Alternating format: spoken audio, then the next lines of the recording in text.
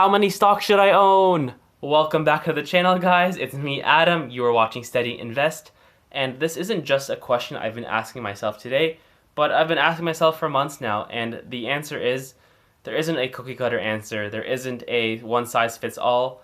It just depends on you.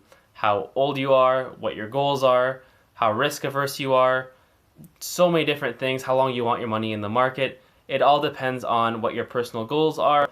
So I'm going to be speaking from a perspective from someone who's 27, who's chasing long-term growth, and I'm very risk tolerant, meaning I don't really care what happens in the short term. As long as the long term is there, that's all I care about with my core companies in my portfolio.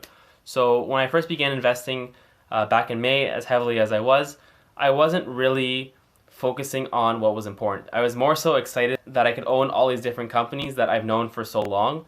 And I could say like, oh, we passed the McDonald's, and I'd be like, oh, I own part of McDonald's. I'm like 0.001% shareholder, but who cares? I own part of it. And that excited me, and the market was doing well at the time, so I was making money, and it wasn't because I was, making proper financial decisions. I was lucky, however, that's the way it went. And what I realized was, at a certain point, I had so many different stocks that every stock just had a little bit, so I wouldn't really feel the effects whether that stock went up a lot or went down a lot, and I didn't like that because I felt over diversified. So what I've been doing since is I've been cutting the fat from my portfolio and trying to keep only those core companies that I want to build my portfolio around and to really concentrate in those ones, however, to keep that diversification at the same time. So if one certain sector goes down or a few stocks are having bad months or bad weeks or whatever, that I'm not feeling those full effects and that I'm properly diversified, that I can handle those short-term fluctuations at the same time. What I've been realizing as well is the less companies that I own, it's easier to focus on those specific companies, especially if those companies go down. I have more of a plan. I know, their fundamentals well enough that I'm confident that when they go down, that I can keep adding to them on their dips. Whereas if I have so many companies, do I have a plan for each single one? And then I start questioning myself. I start panicking. Like, did I do enough research? So when you have less companies and you're focusing on the ones that you really believe in, then it's okay when you're having bad days because you really believe in those companies in your portfolio that you're investing in.